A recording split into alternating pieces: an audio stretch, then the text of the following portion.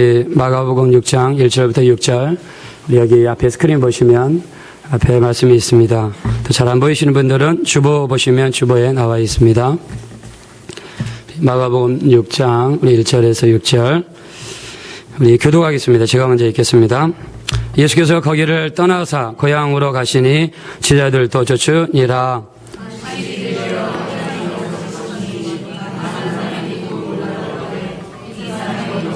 이런 것을 이 사람의 받은 지혜와 그 손으로 이루어지는 이러한 권능이 어찌 이 사람이 마리아의 아들 목수가 아니냐, 야고보와 요셉과 유다와 시몬의 형제가 아니냐, 그 누이들이 우리와 함께 여기 있지 아니하냐 하고 예수를 배척한지라.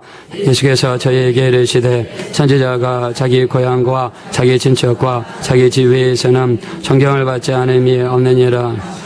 거기서는 아무 권능도 행하실 수 없어 다만 소수의 병인에게 안수하여 고치실 뿐이었고 저희의 믿지 않음을 이상히 여기셨더라. 이에 모든 전에 두루다니시며 가르치시더라. 아멘.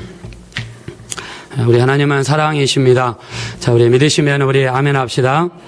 하나님이 우리를 정말 사랑하셔서 우리 그 아들 예수를 이 땅에 우리 보내주셨습니다. 우리 하나님은요, 우리가 정말 잘 되기 원하시고 또 형통하기 원하시고 또 건강하기 원하시고 또 이 땅에 사는 동안에 우리 살아계신 하나님과 같이 함께하면서 승리하기를 그 누구보다도 원하십니다. 자, 우리 믿으시면 아멘 합시다.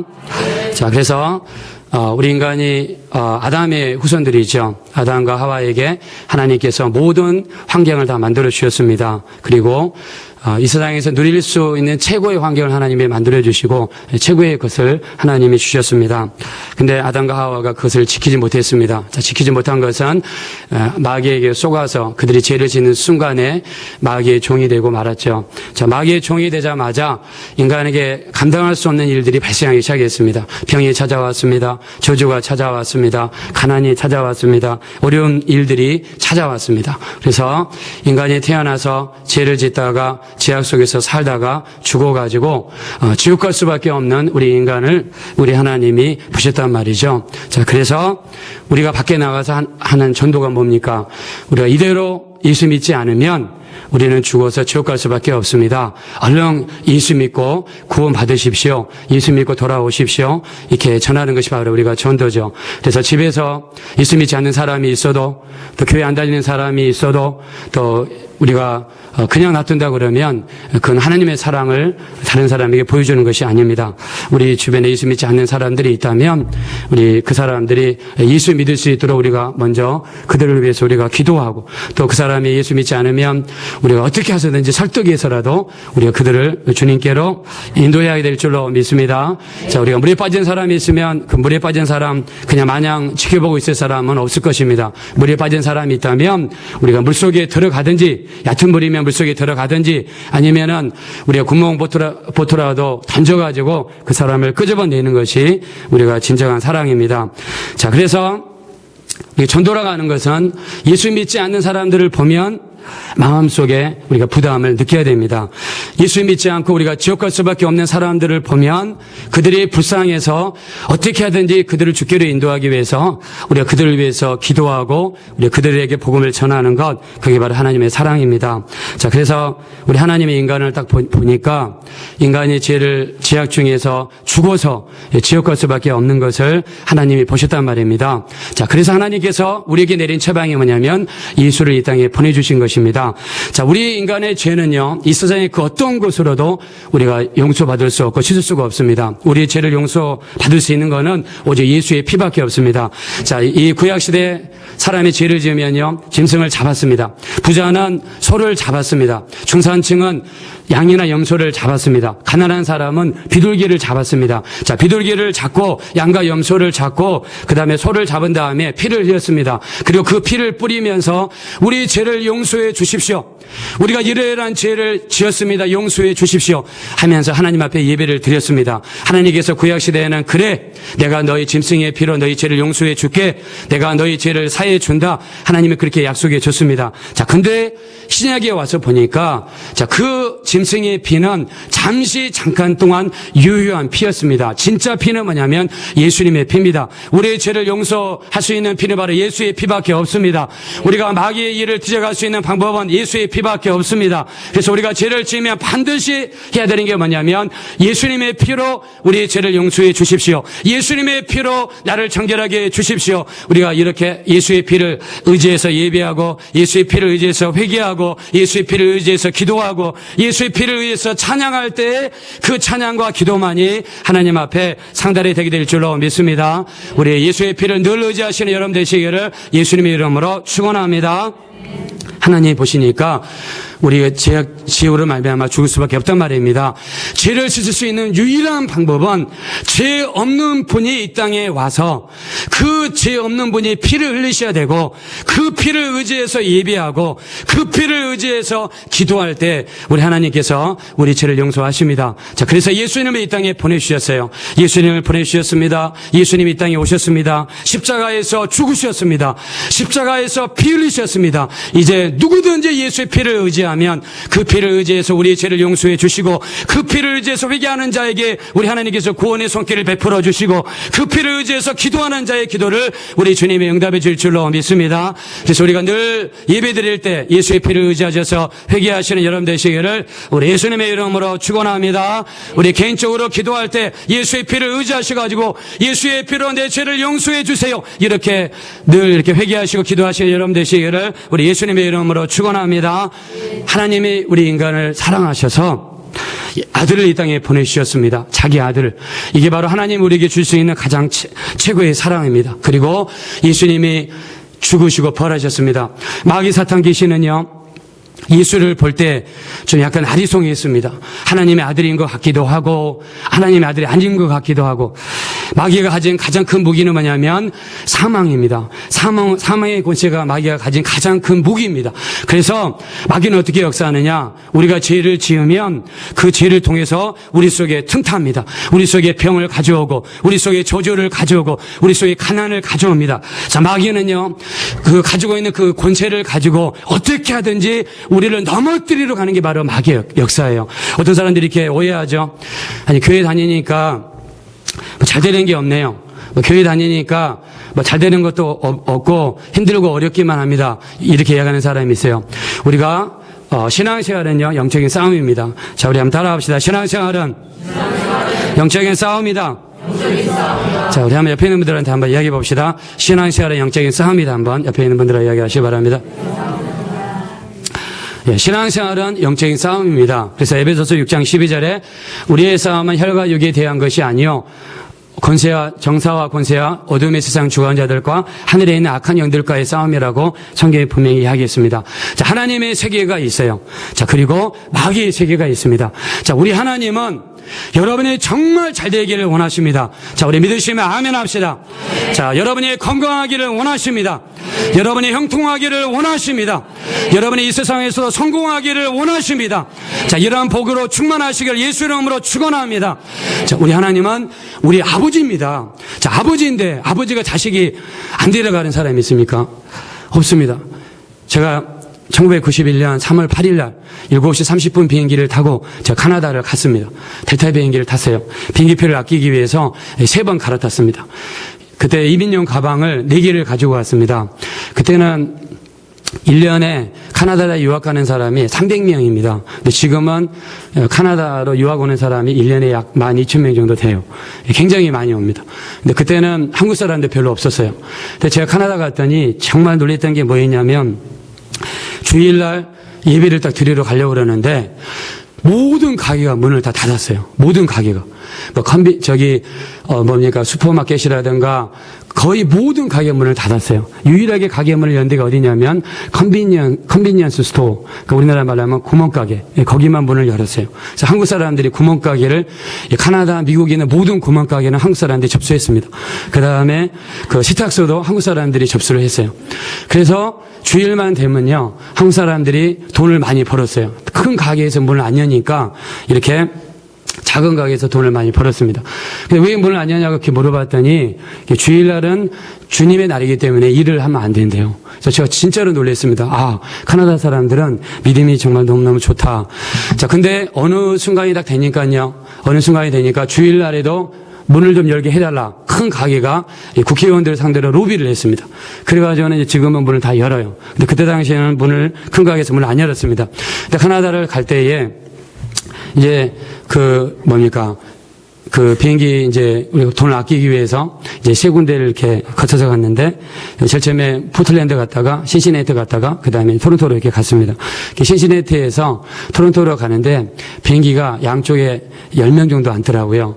그 10명 정도 앉는 게 다 해서 20석이죠. 그런 비행기 타고 딱 토론토 가니까 약간 좀 초라하더라고요, 사람이. 예를 들면 큰 전보제트기 같은 거 타고 공항에 떡 내리면 기분이 좀 그래도 있을 텐데 약간 좀 그런 생각이 좀 들었습니다. 근데 한국에 있는 이제 그때는 김포공항이죠. 지금 인천공항이 있기 전이니까 김포공항에서 이렇게 딱 이제 마지막으로 헤어지는데 가족들이 나오셨어요.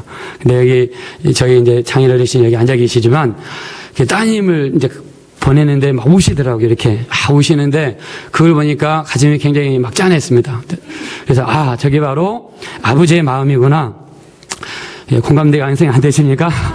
자, 그 아버지의 마음이 아버지. 어떤 아버지가 딸을 이렇게 딸을 보고, 또 아들을 보고 마음이 짠하지 않은 사람이 있겠어요. 다 이렇게 자식이 이렇게 보면 그렇습니다. 저도 제 아들이 카나다에 있는데 아들을 위해서 막 기도할 때마다, 제가 2012년 7월 10일 날 이제 한국에 왔죠. 와가지고 이제 제 주머니를 놓고 왔는데, 기도할 때마다 울었어요. 그렇게 막 눈물이 많이 나오더라고요. 혼자 이렇게 놓고 온 게 굉장히 눈물이 많이 나왔습니다. 그러니까는 아버지의 마음은요, 물론 다 이게 부모님들 마찬가지지만 또 우리 신혼부부라든가 결혼하신 분들 이제 자녀들 갖게 될 텐데 모든 아버지가 다 마찬가지입니다. 아버지의 마음을 다 가지고 있어요. 그래서 성경이 뭐라고 그랬느냐? 너희가 사람들에게 성경을 가르치고 또 전도를 하고 복음을 전할 때 1만 스승은 있다고 그랬습니다. 그러나 한 아비는 없다고 그랬어요. 아비가 뭡니까? 아비의 심정으로 저 사람이 예수 안 믿으면 저 사람이 지옥 갈 수밖에 없으니까 어떻게 해서든지 저 사람을 끄집어내야 되겠다. 내 자녀가 예수 안 믿으면 지옥 갈 수밖에 없고 내 부모가 예수 안 믿으면 지옥 갈 수밖에 없는데 그거를 보고도 내가 두 발 쭉 벗고 잔다 그러면 그거는 그 사람 신앙에 문제가 있는 것입니다. 바로 이 마음을 가지신 분이 누구냐면 하나님 아버지십니다. 하나님 아버지는 여러분을 볼 때마다 여러분을 안쓰러워하시고 여러분이 물에 빠질까봐 여러분이 불에 들어갈까봐 여러분이 이 세상에서 실패할까봐 정말 언제나 염려하시고 근심하시는 분이 바로 우리 하나님 아버지십니다. 우리 믿으시길 예수의 이름으로 축원합니다. 그 하나님은 우리를 자녀로 만들어줬습니다. 구약시대 이스라엘 백성을 자녀로 만든 적이 없어요. 구약시대 이스라엘 백성을 하나님의 아들이나 딸로 만든 적이 없습니다. 그러나 예수를 믿는 사람은 하나님의 자녀가 되는 권세를 줬단 말입니다. 자녀가 된다는 건요, 그냥 듣기 좋게 하기 위해서 사탕발림으로 네가 예수 믿을래? 예수 믿으면 내가 네 아버지가 된다. 너는 내 아들이 되라. 너는 내 딸이 되라. 이렇게 어떤 계약적인 말로만 문서로만 어떤 사탕발림으로 하나님이 절대로 하신 것이 아닙니다. 하나님 아버지가 됐다는 것은 이 세상 언어 중에서 아버지라는 단어를 가져온 것은 내가 너를 물질적으로 지원한다. 내가 너를 영적으로 지원한다. 내가 네 생활에서 함께 주겠다. 하나님 우리를 전적으로 서포트하겠다는 하나님 확신인 줄로 믿습니다. 그 하나님은 여러분이 잘 되기를 원하신 거 우리 믿으시면 아멘 합시다. 여러분이 형통하기를 원하십니다. 여러분이 성공하기를 원하십니다. 우리 하나님 말씀대로 살으셔서 성공하시길 예수의 이름으로 축원합니다. 자, 근데 이거를 시시하는 존재가 있는데 누구냐? 바로 시시하는 존재가 마귀입니다. 마귀는 하나님 반대편의 영적인 존재입니다. 기도를 많이 하시는 분들은, 영안이 열리신 분들은 악한 영들이 세계를 볼 거예요. 저도 기도를 많이 하다 보니까 때로는 볼 때가 있습니다. 악한 것들이 사람들을 넘어뜨리고 막 사람들에게 병 주고 사람들을 가난하게 만들고 역사하더라고요. 지난번에 이번에 2월달인가 제가 연세중앙교회에 있을 때 어떤 이제 새벽 예배 끝났는데 어떤 집사님이 앞에 나왔습니다. 기도부터 해달래요. 무슨 병입니까? 물어봤더니 손을 이렇게 들더라고요. 손을 딱 드는데 손을 딱 들었는데 손이 이렇게 떨고 있어요. 이렇게 떨고 있어요. 그러면서 손을 꽉 잡더라고요. 무슨 병이세요? 그랬더니 파킨슨 병입니다. 그러더라고요. 파킨슨 병. 나이가 한 70 정도 된 할머니 정도. 되게 젊어 보이시는데 70세라고 그러더라고요. 그래서 근데 새벽마다 와가지고 여러 목사님들한테 기도했는데 하나님이 나 같은 것도 고쳐주실까요? 그러더라고요. 그래서 제가 그랬습니다. 그 생각을 바꾸셔야 됩니다. 하나님은 우리 아버지가 되시기 때문에 우리 질병을 고쳐주기 원하시고 우리 문제를 해결해 주기 원하시고 우리가 이 땅에 사는 동안에 잘 되길 원하십니다. 하나님은 반드시 우리를 고쳐주실 것입니다. 그 생각을 가지시기 바랍니다. 이렇게 막 이야기를 했어요. 그리고 나서 믿음으로 기도합시다. 우리가 믿음이 없이는 하나님을 기쁘시게 할 수 없다고 그랬습니다. 성경에. 그래서 기도할 때 그냥 하나님의 고쳐주셔도 좋고 안 고쳐주셔도 되고 이렇게 기도하시면 안 됩니다. 하나님이 반드시 우리 기도를 듣고 계시고 반드시 응답을 주실 것이고 반드시 고쳐줄 거라고 믿으십시오. 그렇게 기도해야 응답이 반드시 이루어집니다. 그렇게 이야기를 했어요. 그렇게 했더니 그러면 기도하겠습니다. 자, 그러면서 저는 항상 예수의 피로 회개합시다. 내가 지은 죄가 있으면 죄 때문에 하나님 우리 기도를 듣지 않습니다. 이사야서에 보니까 아무리 오랫동안 기도해도 내가 네 기도를 듣지 않겠다. 저는 5시간씩 7시간씩 기도하는데요. 만약에 내가 5시간씩 7시간씩 기도하는데 하나님이 내 기도 안 들으시면 나는 마냥 헛것 기도한 거죠. 네가 아무리 오래 기도해도 내가 네 기도를 듣지 않겠다. 네가 아무리 두 손 들고 기도해도 내가 너를 외면하리라. 이사야서 1장에 이렇게 말씀하셨습니다. 근데 왜 그러느냐? 네 손을 보니까 네 손에 죄가 많기 때문이다. 네가 죄가 많기 때문에 네 죄가 하나님과 너 사이를 죄가 막았다. 성경에서 그거를 죄의 담이라고 합니다. 죄가 있으면 우리 기도가 하나님께 안 갑니다. 하나님의 도우심이 우리에게 오지 않습니다. 그래서 다니엘서 여러분이 읽어보시면 다니엘이 딱 기도를 했어요. 기도를 딱 했는데 다니엘의 기도가 하루 만에 기도하자마자 하나님 앞에 상달이 됐습니다. 근데 그 기도가 내려올 때 얼마나 걸렸느냐? 21일이 걸렸습니다. 왜 21일이 걸렸느냐? 바로 그 다니엘과 하나님 사이에 마귀가 그 사이를 가로막고 있어서, 그래서 성경에 마귀를 뭐라고 그랬습니까? 공중 권세 잡은 자라고 그랬죠. 공중 권세 잡은 자들이 각 나라마다 각 지역마다 각 그 도시 위마다 마귀가 이렇게 포진하고 있단 말입니다. 그거를 깨뜨릴 수 있는 방법은 예수의 피를 의지해서 기도하고 예수의 피를 의지해서 회개하고 예수의 피를 의지해서 뒤로 물러서지 말고 기도할 때 하나님의 역사가 나타낼 줄로 믿습니다. 자, 이런 기도하시기를 예수 이름으로 축원합니다. 자, 엘리야는 이런 기도를 위해서 7번이나 기도했습니다. 다니엘의 기도를 맡고 있는 악한 영들이 다니엘이 끊임없이 기도하고 계속해서 기도하고 회개하고 기도하고 예수의 피를 의지해서 기도하니까 나중에는 악한 영들이 물러가고 천군 천사가 와서 마귀의 역사를 물리치고 승리하는 역사가 나타났습니다. 자, 여러분 기도할 때 절대로 포기하지 말고 우리 전제를 하시는 기도하시길 예수 이름으로 축원합니다. 우리 기도하며 응답받는 여러분 되시길 예수 이름으로 축원합니다. 자, 우리 한번 우리 주목을 한번 집읍시다. 주목을 주시고 따라하세요. 자, 절대 포기하지 않으리라. 우리 3번만 합시다. 시작. 절대 포기하지 않으리라. 절대 포기하지 않으리라. 절대 포기하지 않으리라. 우리 기도할 때 포기하지 마시길 예수 이름으로 축원합니다. 그래서 우리가 시중에 가면 책 중에서 하늘나라에는 엄청난 기도응답 받지 않는 선물들이 하늘나라에 가득히 쌓여 있대요. 하나님이 기도응답을 들으시고 주시려고 준비하셨는데 정작 끝까지 기도해야 될 사람이 중간에서 포기해가지고 기도응답을 많이 받지 못했답니다. 그래서 제가 그 아주머니한테 우리가 회개합시다. 예수의 피를 의지해서 회개합시다. 그런 다음에 믿음으로 받읍시다. 성경에 보니까 병든 자에게 손을 얹은 즉 나으리라고 성경이 말씀했습니다. 우리 신앙은 하나님의 그 약속을 마음속으로 받고 그 약속이 이루어질 걸 우리가 믿고 우리가 주님을 신뢰하는 것이 신앙입니다 하면서 그 사람에게 말씀을 딱 전했어요. 그리고 간절히 기도했습니다. 주여, 이 시간 우리 죄를 용서해 주심을 감사합니다. 주님이 이 자리에 찾아주셔서 이분의 머리 위에 안수하여 주시고 바퀴슨 병이 떠나가고 깨끗한 밖에 도와주시옵소서 간절히 기도했습니다. 그리고 나서 일주일 뒤에 이분이 와셨는데 두 손을 딱 드시더니 손이 떨리지가 않는 거예요. 그러면서 하는 말이 목사님, 주님이 나를 고쳐줬습니다 하고 간증하시더라고요. 자, 우리 하나님께 박수를 한번 드립시다. 박수. 네, 우리 주님의 역사한 줄로 믿습니다.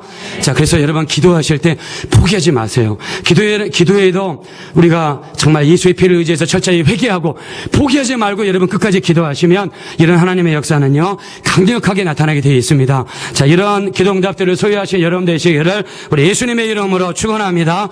그래서 오늘도 예배가 왔는데 예배가 뭡니까? 예배는 사람 만나러 온 것이 아닙니다. 예배는 내가 의무로 와야 되기 때문에 와 있는 것이 아닙니다.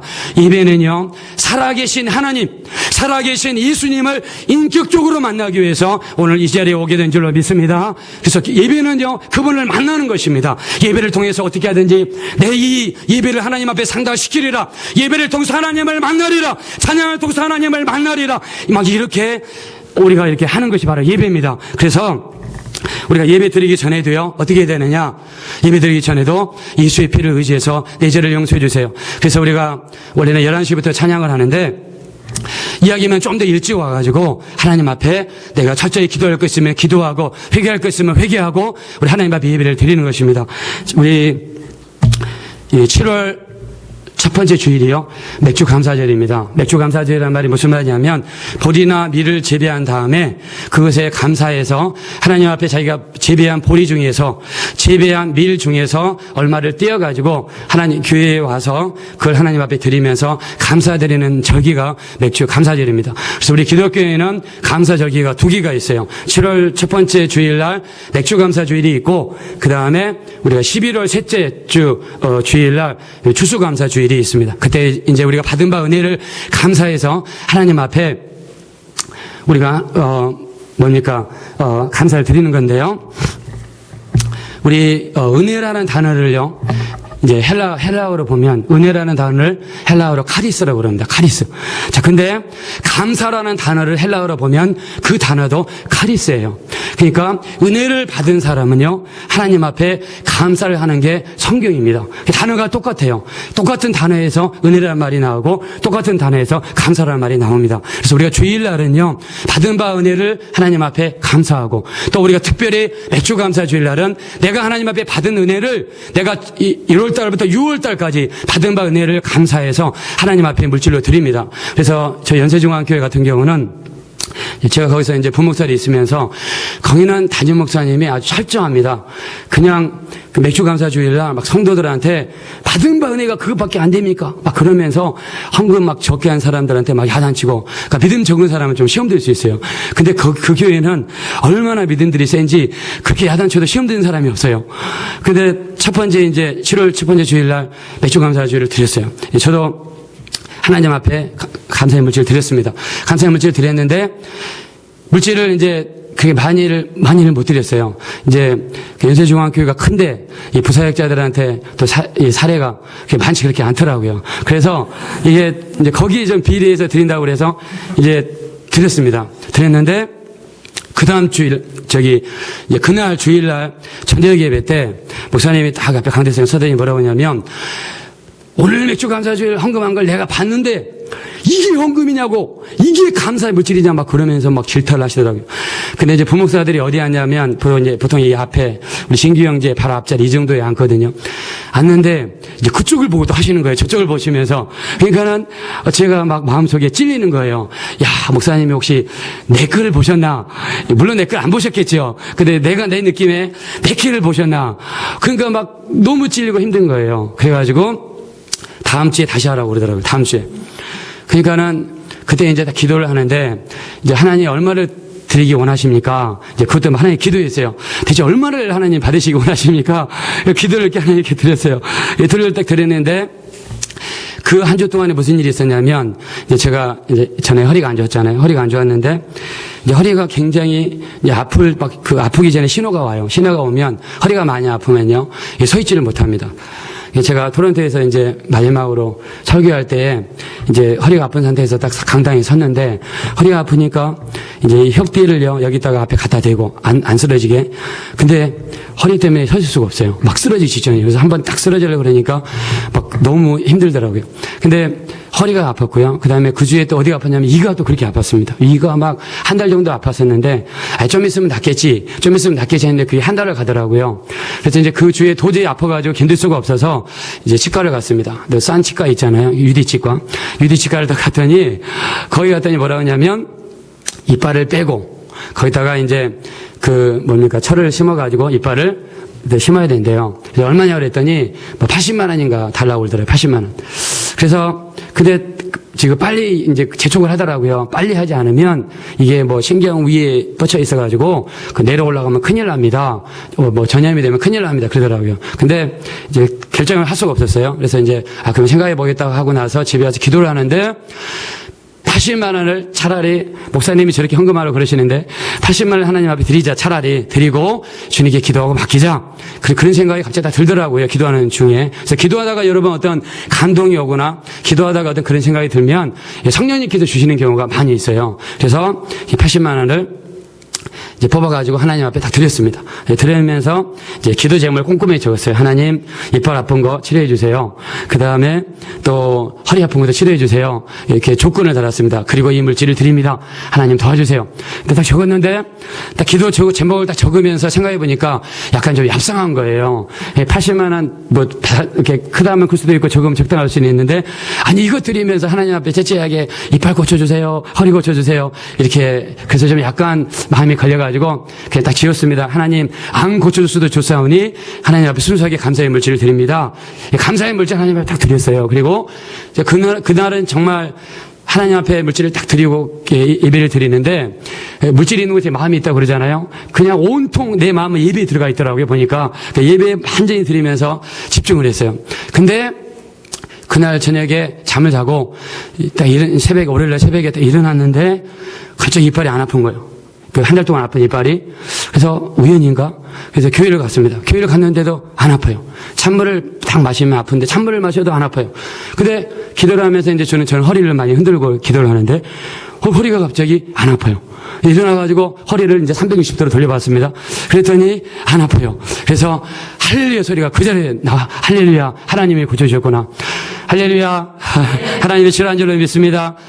그래서 하나님께서 이렇게 정말 우리가 예배 드리는 것도 마찬가지입니다. 예배 드리는 것도 신령과 진정으로 예배하면 하나님이 그런 사람을 찾으신다고 그랬습니다. 우리 예배 드릴 때도 우리 살아계신 하나님을 만나는 여러분 되시기를 우리 예수님의 이름으로 축원합니다. 우리 그 하나님이 여러분의 하나님 되시기를 예수 이름으로 축원합니다. 그래서 우리 예배 드릴 때도 우리가 예수의 피를 의지하면서 예배를 드립니다. 자, 오늘 여기 성경에 보니까 예수님께서 갈릴리 가나에서 하나님이 이적을 일으킨 표적의 역사가 여기에 나타나 있습니다. 자, 어떤 이적의 역사가 나타나냐면 물이 포도주가 아니죠. 여기 보니까 예수님께서 자기 동네를 방문하십니다. 고향 나사렛 동네를 방문하셨는데 거기에서 많은 이적과 기사와 표적을 이루지 못했습니다. 자, 예수님이 사는 동네는요, 이스라엘 중에서 북쪽 지형입니다. 우리가 이스라엘 지도를 보시면 남쪽에 예루살렘이 있습니다. 그 다음에 가운데에 사마리아가 있습니다. 그 다음에 제일 위에 갈릴리 동네가 있습니다. 갈릴리에서요, 큰 도시가 있는데 그 도시가 어디냐면 첫째는 예수님이 태어난 나사렛 동네고, 자, 두 번째는 가버나움입니다. 자, 우리 따라합시다. 나사렛. 가버나움. 자, 한번 우리 물어보세요. 옆에 있는 분들한테. 자, 갈릴리에 있는 두 도시가 어디입니까? 자, 한번 서로 물어보시기 바랍니다. 자, 안 그러면 우리 잊어버리니까. 자, 물어보세요. 자, 예수님이, 자라신 데가 어디예요? 자, 예수님이 태어나신 데는 베들레헴이죠. 자, 예수님이 자라신 데가 어디예요? 나사렛. 그 다음에 나사렛이고, 그 다음 두 번째 도시가 가버나움입니다. 자, 근데 성경의 기록을 여러분 읽어보시면, 나사렛에서는 예수님이 많은 역사를 안 하셨어요. 근데 예수님이 많은 역사를 하신 데 어디냐면, 가버나움에서 예수님이 많은 역사를 하셨습니다. 그래서 우리가 이 마태복음 8장에 보면은요, 여러분 백부장 기억나시죠? 백부장. 자, 백부장이 했던 유명한 말 여러분 기억나세요? 어떤 말을 했죠? 예수님께서? 저가 가라 하면 가고 오라 하면 오나니 주님 내게 말씀만 하십시오. 이게 바로 가버나움의 믿음이었습니다. 그 가버나움의 믿음을 보시고 백부장의 하인의 병을 주님이 고쳐주셨죠. 그 다음에 예수님께서 가버나움에서 또 뭘 하셨냐면 이 베드로의 장모의 열병을 주님이 고쳐주셨습니다. 그래서 아마 베드로가 가버나움 사람이 아닌가 이렇게 생각을 합니다. 베드로의 장모가 열병에 붙들렸어요. 주님께서 이 베드로의 장모의 손을 붙잡을 때에 열병이 성경에 떠났다고 성경에 표현했습니다. 자, 그 다음에 예수님의 제자 중에서 세리가 있습니다. 세리. 자, 세리가 있는데 세리가 누구죠? 마태죠. 마태가 이 부르심을 받은 장소가 어디냐면 가버나움에서 이 부르심을 받은 데가 마태입니다. 또 가버나움에서 했던 일이 많이 있는데 예수님께서 폭풍우도 잠잠케 하시고 귀신도 쫓아내시고 중풍병자도 고치시는 막 굉장히 많은 일을 하신 데가 가버나움입니다. 자, 근데 가버나움에서 했던 특이한 일이 한 가지가 있는데 뭐냐면 20세 이상 성인이 예루살렘 성에 들어갈 때마다 항상 성전세를 내게 되어 있습니다. 자, 성전세가 뭐냐면 20세 이상의 성인들이 성전 들어갈 때마다 내는 게 성전세입니다. 자, 성전세는 반세겔이라고 있어요. 반세겔. 반세겔이 얼마 정도의 가치가 있냐면 노동자 한 사람이 이틀 일해야지 벌 수 있는 돈이 반세겔입니다. 그러니까 노동자 한 사람이 버는 돈이 반세겔이니까 반세겔을 바로 성전세로 이렇게 하나님 앞에 냈다는 거예요. 성전세를. 그러니까는 어떤 사람들이 와가지고 예수님한테 이야기합니다. 아니, 예수님, 당신과 당신의 제자들은 이 성전세를 안 냅니까? 이렇게 이야기를 했어요. 그래서 성전세를 내라고 이렇게 이야기를 했습니다. 요즘에 이제 성직자들이 세금을 내느냐 안 내느냐 그 때문에 논란이 많죠. 근데 저는 개인적으로 이 성직자들도 목사들도 낼 것은 내야 된다고 생각을 해요. 그러니까 정부에 있다가 내 세금이 있다면 내야 된다. 소득세를 내야 된다고 그러면 내야 된다. 저는 그렇게 생각을 합니다. 안 낸다고 이야기하는 사람들이 있는데 성경에는 가이사의 것은 가이사에게, 하나님의 것은 하나님께 바치라 했기 때문에 저는 개인적으로 내야 된다고 생각을 했어요. 그러니까 제가 지금은 우리 교회에서 사례를 받지 않고 있지만 제가 토론토에 있을 때는 세금을 냈습니다. 세금을 분명하게 떼어가지고 정부에다 세금을 바쳤습니다. 자, 예수님께서 그 이야기를 딱 들으실 때 뭐라 했냐면, 그때 베드로가 옆에 있었죠. 주님께서 뭐라 합니까? 베드로야, 네가 호수에 가서 네가 낚시를 해라. 그러면 낚시하면 고기가 잡힐 거다. 그 고기가 잡히면 고기 입을 열면 그 고기 입에서 동전이 하나 나올 것이다. 그게 바로 한 세겔이었습니다. 자, 한 세겔인데, 자, 한 세겔이면 성전세 몇 사람 한 번을 낼 수가 있어요? 두 사람 한 번을 낼 수가 있죠. 그때 거기에 예수님과 베드로밖에 없으니까 예수님 하시는 말씀이 한 세겔을 가지고 가서 나와 너를 위해서 이 성전세를 내라. 이렇게 이야기를 했습니다.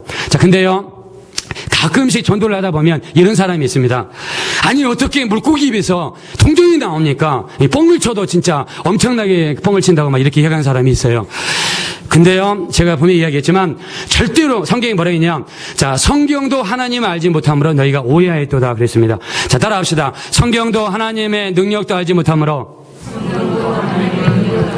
너희가 오해하였도다. 예, 성경을 알지 못하고요, 하나님의 능력을 알지 못하면 오해합니다. 오해하면 그 사람이 하나님에 대한 의심을 갖게 됩니다. 의심을 갖게 되면 마귀는 그걸 통해서 강하게 역사합니다.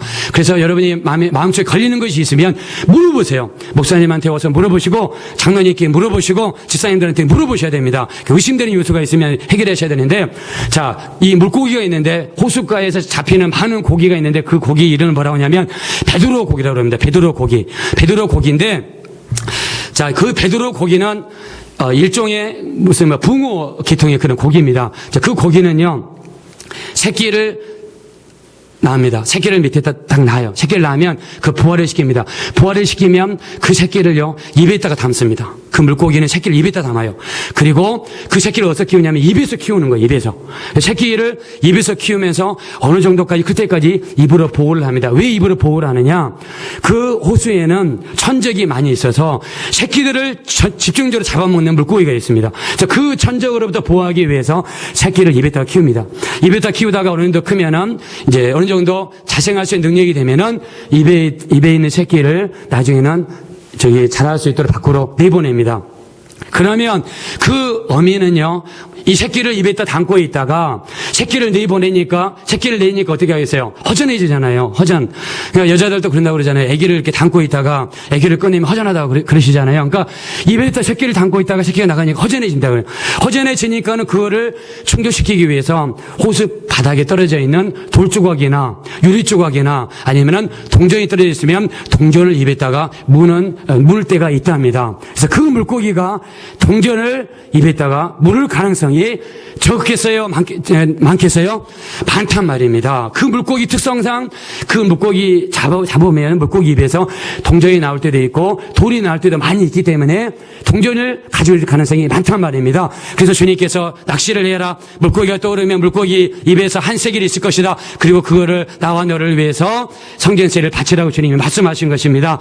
자, 이 사건이 어디서 발생했느냐? 가버나움에서 발생했단 말입니다. 자, 왜 같은 갈릴리 지방 지방인데 나사렛에서는 주님이 역사를 많이 안 하시고 또 가버나움에서 많이 하셨느냐? 가버나움은 주님이 갈 때마다 사람들이 예수님을 환영했습니다. 예수님을 집으로 영접했습니다. 예수님이 역사하도록 예수님을 환영했습니다. 주님 우리 집에 들어오십시오. 주님 역사해 주십시오. 주님 우리 이것 가운데로 환영합니다. 주님이 갈 때마다 환영하고 주님을 인정해드리고 주님이 하나님의 아들로 인정해드리고 주님이 누구나 할 수 있다고 믿어드렸더니 우리 주님께서 수많은 역사를 가버나움에서 역사를 일으키신 줄로 믿습니다. 그래서 여러분들의 가정도 예수님 환영하시는 가정 되시길 예수의 이름으로 축원합니다. 우리 교회도 성령의 역사, 예수의 역사를 환영하는 교회 되시길 예수의 이름으로 축원합니다. 여러분의 개인도 예수님을 인정해드리고 예수님을 환영해드리는 여러분 되시길 예수의 이름으로 축원합니다. 우리 주님은 인정하신 만큼 믿어드리시는 만큼 역사가 될 줄로 믿습니다. 주님은 그런 환경에서 역사해요. 믿음으로 믿어드리고 신뢰해드리고. 그래서 자녀들도 마찬가지입니다. 자녀들도 성적표를 받아가지고 왔을 때 너 이렇게 못하냐, 누구를 닮아서 못하냐, 너는 왜 이렇게 못하냐 하면서 윽박지르면 정말 공부를 전혀 잘할 수가 없습니다.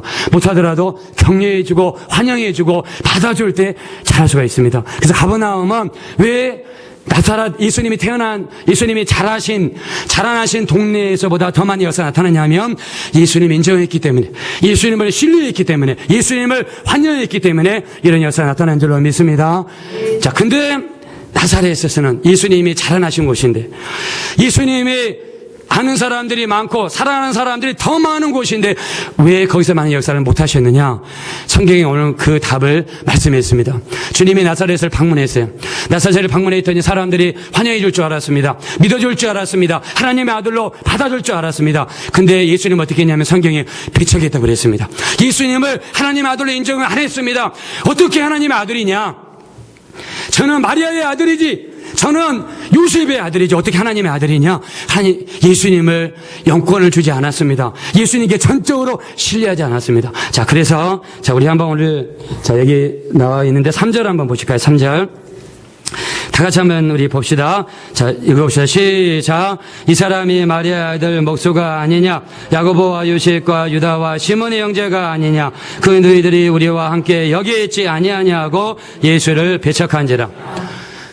나사렛에 가니까 예수님의 동생들이 거기 살고 있어요. 예수님의 어머니가 거기 살고 있습니다. 어렸을 때부터 예수님을 봤단 말입니다. 어떻게 예수가 하나님의 아들이냐? 자기들이 못 믿겠다는 것입니다. 그래서 이 이슬람 사람들도요, 예수님을 선지자로는 믿습니다. 예수님이 역사상의 선지자로는 믿는데 하나님의 아들로 아직까지 믿지 않고 있습니다. 예수님을 그냥 선생, 예수님을 그냥 선지자라고만 믿으면 절대로 구원이 여러분 없어요. 예수님이 하나님의 아들이시고 우리 영혼의 구주라고 믿어야만 우리에게 구원이 있게 될 줄로 믿습니다. 우리 그런 믿음을 가지시길 예수 이름으로 축원합니다. 그런 믿음이 있어야 돼요. 근데 여기 사람은 어떻게 했냐? 저 마리아가 아들이 아니냐? 저 여동생들이 여기 있지 않느냐? 남자 동생들이 여기 있지 않느냐? 그러면서 예수님을 믿지 않았단 말입니다. 이런 환경 속에서는 예수님이 역사할 수가 없어요. 그래서 어떻게 했습니까? 거기에 더 나아가서 예수님을 배척했다고 그랬습니다. 그래서 우리가 교회들도 보면은요, 어떤 교회 가면 막 박수하면서 뜨겁게 찬양하는 교회가 있는데 어떤 교회는 박수도 금지하는 교회가 있습니다. 성령이 역사하지 않습니다. 어떤 교회는 성령을 막 환영하고 성령이 역사하도록 환영하고 막 통성으로 기도하는 거 환영하고 방언으로 기도하는 거 환영하고 막 열심히 그렇게 기도하는 교회가 있는데 그런 교회에서는 막 성령이 역사하고 하나님의 능력이 역사가 막 나타나고 영혼들이 와서 막 회개하는 역사가 나타납니다. 우리 교회가 그런 교회가 되시길 예수 이름으로 축원합니다. 자, 근데 예수를 배척하고 성령의 역사를 배척하고 하나님의 역사를 배척하면 하나님의 역사는 절대 나타나지가 않습니다. 우리 예수 이름을 환영하시는 우리 여러분 되시길 예수 이름으로 축원합니다. 성령의 역사를 환영하시는 여러분 되시길 예수 이름으로 축원합니다. 기도의 능력이 있다고 믿으시기를 예수 이름으로 축원합니다. 여기 우리 서선혜 집사님 여기 앉아 계시지만 서선혜 집사님이 2주 전에 여기 오셨습니다. 그래가지고 기도 부탁을 하셨어요. 우리 토론토에 계시는 우리 소윤정 집사님, 소윤정 권사님 여러분 아시죠? 우리 토론토 유사랑교회 개척할 때부터 같이 시작하셔가지고 지금도 우리 토론토 유사랑교회 남으셔가지고 교회 기둥으로서 지금 일하고 계시는데 우리 서선혜 집사님을 우리 교회에 소개시켜 주셨습니다. 그러면서 이제 기도 부탁이 오셨어요. 우리 서전희 집사님이 간호사세요. 간호사인데 아마 큰 병원에서 간호사를 하시는 것 같아요. 근데 이번에 수석 간호사를 뽑는데요. 수석 간호사를 뽑는데 그 병원에 불교 신자가 와가지고 자칫 잘못하면 그 사람이 거기에 될 가능성이 높다는 거예요. 근데 이왕이면 우리 믿는 사람이 수석 간호사가 됐으면 좋겠다. 근데 가능성이 낮다. 그래서 기도 부탁이 들어왔습니다. 그래서 저하고 저 집사람은 매일 저녁마다 여기서 2시간씩 기도할 때 하루도 안 빼고 어저께도 오후에 저 집사람이 여기 앉아가지고 같이 기도하면서 막 간절히 기도가 나오더라고요. 이상하게. 기도를 많이 해드렸습니다. 그리고 하여튼 오신 다음에 간절히 기도해드렸어요. 물론 우리 집사님도 기도를 많이 하셨을 거고 또 토론토에 계시는 우리 손인정 권사님도 기도를 많이 하셨을 거예요. 자, 근데 성경이 분명히 이야기했습니다. 너희가 두세 사람이 한 가지를 위해서 기도하면 우리 주님이 들으신다고 약속해 주셨습니다. 우리 믿으시길 예수 이름으로 축원합니다. 그래서 두세 사람이 한 가지 기도 제목을 놓고 기도하는 거 하나님이 정말 기도 응답 잘해 주십니다. 그래서 여러분 지난번에 제가 말씀해 드렸죠. 토론토에 있는 우리 홍철우 우리 집사님 영주권 인터뷰가 나올 때가 됐는데도 몇 달이 지나도 안 나왔는데 우리 교회에서 모여가지고 합심으로 기도했더니 3일 뒤에 인터뷰가 나왔다고. 기도한 지 3일 뒤에 인터뷰가 나와가지고 나중에 영주권을 받았습니다. 할렐루야. 두세 사람이 모인 것이 우리 하나님의 역사한 줄로 믿습니다. 우리 교회가 개척교회지만 이 자리에 우리 주님이 함께 하시는 줄로 믿습니다. 우리가 이 자리에서 기도하는 모든 기도 응답이 이루어지게 될 줄로 믿습니다. 우리 하나님은 소망 가운데 역사합니다. 너희를 향한 내 생각은 내가 안다. 너희에게 재앙이 아니라 평안이요 너희 장래에 소망을 주려 함이라고 말씀해 주셨으니 여러분이 정말 장래에 소망이 넘치게 될 줄로 믿습니다. 우리 소망 가운데 기뻐하시길 예수 이름으로 축원합니다. 지금 힘들고 어렵고 많은 고통이 있지만 주님을 바라보고 끝까지 나가면 결국 우리가 승리하게 될 줄로 믿습니다. 그 하나님의 역사가 여러분 삶 가운데 나타나시기를 예수님의 이름으로 축원합니다. 같이 기도했습니다. 근데 우리 하나님이 역사하셨어요. 안 되고 어렵다고 하는 수석 간호사 하나님이 역사하셔가지고 수석 간호사 된 역사가 나타났습니다. 할렐루야. 우리 하나님께 박수를 한번 더 주시죠. 박수. 우리 하나님이 역사죠. 하나님이. 그러니까 저는 하나님이 역사했다고 믿습니다. 이런 역사들이 많이 나타나니까 기도할 때 우리가 그래서 여러분의 기도도 절대로 포기하지 마시고 우리 끝까지 기도하셔서 응답이 이루어지시길 예수 이름으로 축원합니다. 그래서 우리가 천국과 지옥이 진짜 있느냐? 진짜로 있습니다. 진짜로 있어요. 제가 신학교 다니면서 그 니체라는 사람을 공부했습니다. 니체. 여러분 아십니까? 김일성이도 어렸을 때 주일학교 다녔고 그 김일성 어머니 강반석 그 외삼촌 어머니가 강반석이죠. 이분이 권사님이시고 외삼촌은 목사님이시고 그 다음에 김일성이 가지고 있는 주체사상 그게 사도행전을 베낀 거고 여러분 아십니까? 김신조 씨가 북한에서 있다가 넘어와가지고 주체사상을 이 사람 드립한 사람 아니에요. 근데 성경을 보니까는 남한에 와가지고 성경을 보니까는 성경에 있는 내용이 주체사상의 내용하고 거의 똑같더래요. 그래서 자기가 이렇게 생각했대요. 김일성이가 어렸을 때 교회 다니니까 성경에서 하나님만 빼고 그 하나님 자리에다가 김일성이를 집어 넣은 거예요. 그래서 북한에서 가장 핍박하는 게 뭐냐면 기독교입니다. 기독교. 즉 기독교 북한에는요 약 10만 명의 지하 교인이 있대요. 그 사람들은 기도할 때 이불을 뒤집어 쓰고 거기서 기도를 해요. 그리고 기도하다가 예배드릴 때 잡히면 아우짓 한강으로 끌려갑니다. 북한에서 감옥이 몇 가지가 있대요. 일반 지인들이 있고 그 다음에 뭐 사람을 죽이는 흉악범들이 가는 그런 교도소가 있고 제일 무서운 교도소가 어디냐면 정치범 수용소랍니다. 정치범 수용소는 그야말로 굴에다가 사람을 집어넣어가지고 거기에는 허리도 못 핀대요. 일평생. 거기서 나온 사람은요 몇십 년 동안 살고 있으면 사람이 다 허리도 못 피고 이렇게 산대요. 그러니까는 예수 믿다가 잡히면 무조건 이 정치범 수용소를 보낸대요. 왜 북한이 그렇게 기독교를 핍박하느냐? 주체사상이 나중에 드러날까봐. 성경이 똑같습니다. 드러날까봐 그 사람들이 숨기는 거예요. 이 북한에서도 예수 믿겠다고 이렇게 몸부림치는 사람들이 있습니다. 여러분 우리는 얼마나 자유롭습니까? 근데요 우리 기독교가 지금 순환시대예요. 순환시대. 저는 그거를요 작년에 우리나라에 11월 달에 부산 백식호에 있었던 WCC 다원주의 단체가 우리나라에 와가지고 우리나라에서 대회를 열었습니다. 그거는 뭡니까? 예수 믿어도 구원이고 다른 거 믿어도 구원이라고 주장하는 게 WCC예요. 그 수많은 기독교인들이 반대했습니다. 우리 기독교 약 1000만 명 중에서 반절은 반대했어요. 근데 그거를 찬성하는 사람이 데려다가 했어요. 그 동영상 보시면 여러분 아시겠지만 막 굿하는 것도 나오고요. 재 뿌리는 것도 나옵니다. 그게 무슨 기독교입니까? 그게 무슨 우리는 하나님을 섬기는 거예요. 성경이 그랬습니다. 너희가 쓰든지 달든지, 너희가 차든지 덥든지 양단간에 결정해야 돼요. 우리가 예수 믿고 천국과 지옥은 절대로 중간은 없습니다. 예수 믿으면 천국이고 믿지 않으면 지옥입니다. 그래서 우리 예수 믿는 사람들은 부모가 죽은 다음에 절대 제사하지 않습니다. 왜 부모가 죽은 다음에 제사합니까? 부모가 죽은 다음에 시장 가가지고 자기들이 먹고 싶은 거 이빨이 사가져가가지고 상이 부러질 정도로 차려놓고 제사 끝 다음에 자기들이 다 먹잖아요. 부모님이 먹는 거 하나도 없잖아요. 자기들이 다 먹잖아요. 우리는 부모님이 살아계실 때 잘하는 거잖아요. 부모님이 살아계실 때 효도하고, 부모님이 살아계실 때 예수 믿게 만들어드리고, 부모님이 살아계실 때 잘해드리자는 겁니다. 마음 편하게 해드리자는 겁니다. 우리 죽고 난 다음에 합니까? 그래서 우리 천국과 지옥은 반드시 있습니다. 여러분 믿지 않는 사람들이 있다면 꼭 예수 믿게 만드는 여러분 되시기를 우리 예수님의 이름으로 축원합니다. 예수님을 환영하는 여러분 되시기를 예수 이름으로 축원합니다. 우리 나사렛이라는 동네는요, 예수님을 배척했습니다. 예수를 환영하지 않았습니다. 예수를 믿지 않았습니다. 자, 그랬더니 성경이 뭐라고 했습니까? 우리 6절 보겠습니다. 6절 다 같이 읽읍시다. 시작. 저희의 믿지 않음을 이상히 여기셨더라. 이 모든 중 돌아다니시며 가르치시더라. 믿지 않음을 이상히 여기셨대요. 내가 우리 성도 집에 왔는데 성도가 나를 믿지 않아요. 나를 신뢰하지 않아요. 주님께서 저 믿지 않으면 이상히 여기셨더라. 주님이 많은 일을 행할 수가 없습니다. 그래서 성경에 뭐라고 했습니까? 너희가 기도할 때에 무엇이든지 믿고 구하는 것은 받은 줄로 믿으라고 그랬습니다. 너희가 기도할 때에 믿고 기도하는 것은 반드시 응답이 이루어진다고 말씀하셨으니까 기도할 때 여러분의 기도가 하나님이 듣고 계시다고 믿고 기도하시기를 예수님의 이름으로 축원합니다. 우리가 기도할 때 하나님이 반드시 우리의 기도를 들으실 줄로 믿습니다. 우리의 기도 응답해 줄 줄로 믿습니다. 기도하면 문제가 떠나갈 줄로 믿습니다. 문제가 반드시 해결되게 될 줄로 믿습니다. 이런 믿음을 가지시기를 예수님의 이름으로 축원합니다.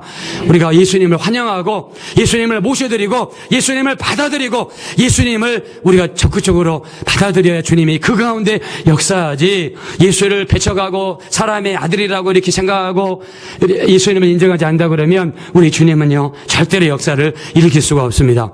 그래서 여러분 우리 요한복음을 읽어보시면, 요한복음에 보시면은요 7가지 표적의 역사가 나타났습니다. 7가지. 근데 7가지 표적의 역사가 뭐냐면 내가 올 때가 가까웠으니 너희가 깨어있으라는 겁니다. 깨어있으라고 성경이 말씀하고 있어요. 우리가 지금 한국에 가서 느끼는 게 뭐냐면 우리나라 이혼율이요 지금 60%랍니다. 결혼하면 10명 중에서 6명은 이혼한대요. 그래서 제가 지난번에 말씀드렸죠. 옛날에는 그 집에 가서 그 집에 귀신이 되라고 그랬는데 요즘에는 엄마가 딸한테 너 잘 다녀오너라 막 이렇게 얘기한다고 그러죠. 그러는 요즘 이혼율 너무 많이, 타락이 너무나 많습니다. 예수 믿는다는 것은 뭡니까?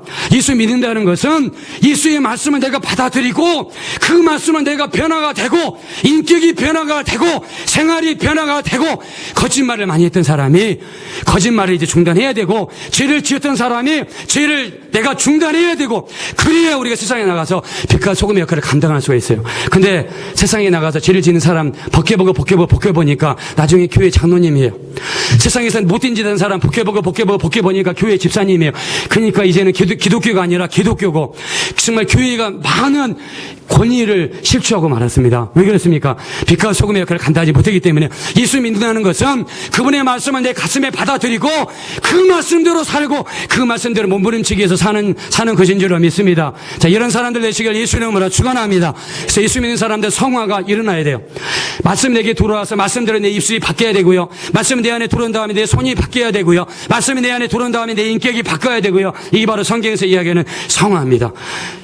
근데 죄를 짓기 시작하면 사람들이 죄에 이제 나중에 둔감해져 가지고 그냥 이제 세상 속에서 살다가 잘못하면 믿음을 잃어버릴 수가 있습니다. 그래서 어떤 분이 그런 이야기 하시더라고요. 주전자 속에 개구리를 놓으면 제일 처음에 불을 딱 붙이면은 불이 차가울 때도 개구리가 그대로 있습니다. 근데 일반적으로 뭡니까? 주전자의 온도가 올라가면 개구리가 밖으로 튀어나가야 정상이잖아요.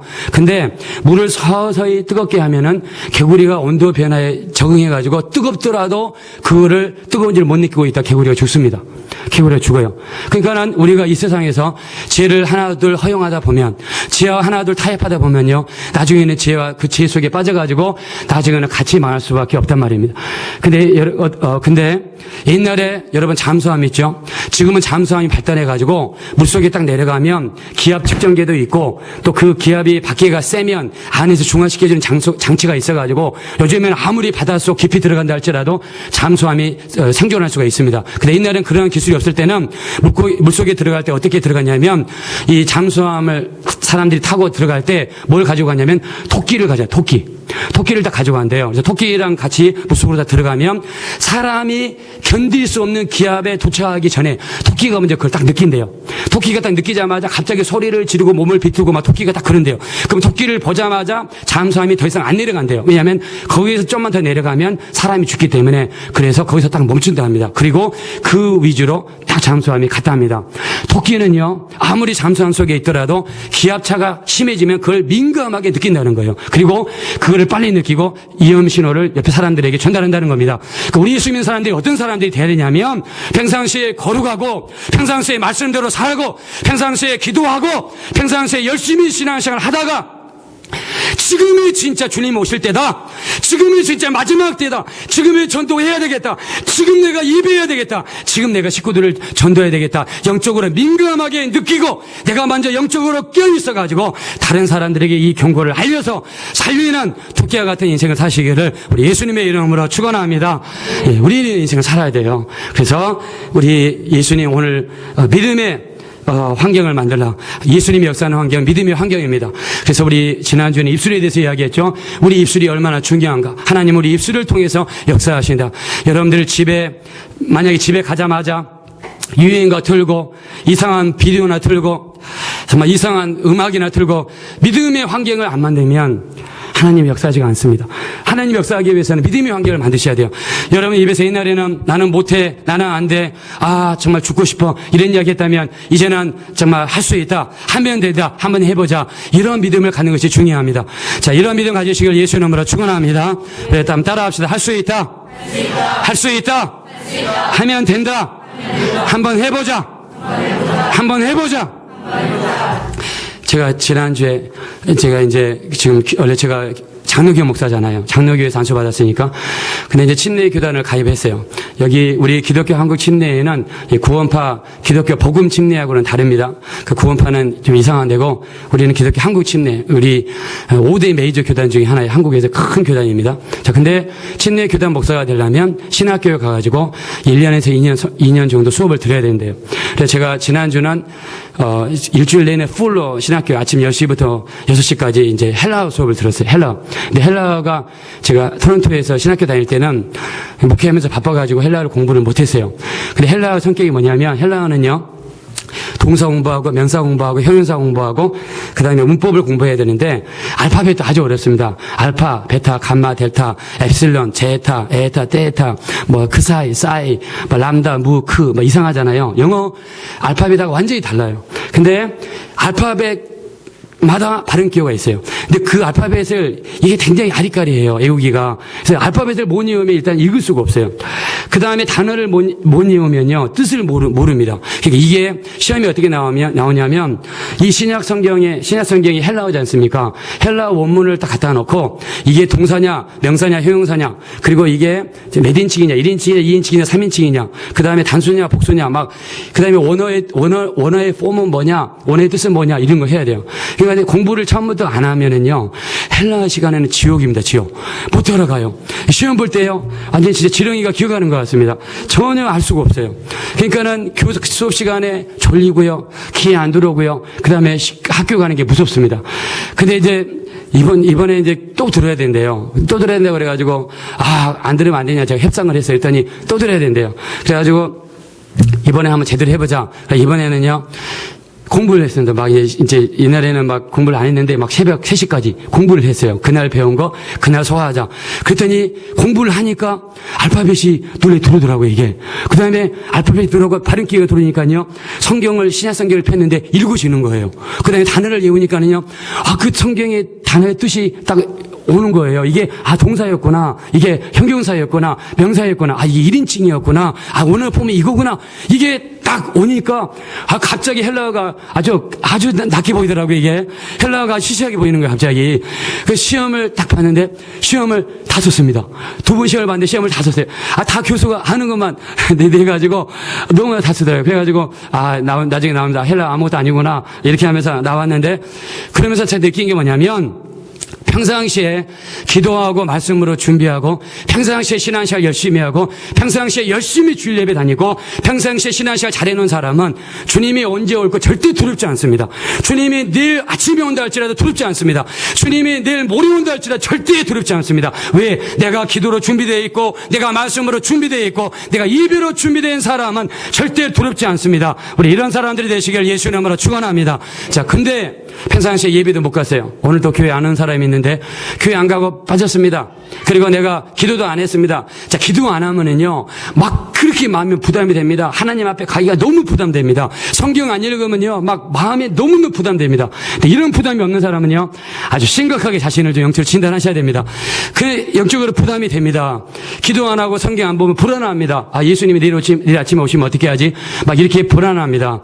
그래서 우리가 평상시에 신앙에서 준비하는 게 되게 중요합니다. 그래서 여러분들이 우리 주님을 마음속으로 항상 모시고 환영하고, 늘 평상시에도 기도 말씀 또 예배로 끼어 있으셔서 주님이 언제 오시더라도 여러분 준비가 되어 있는 여러분 되시기를 우리 예수님의 이름으로 축원합니다.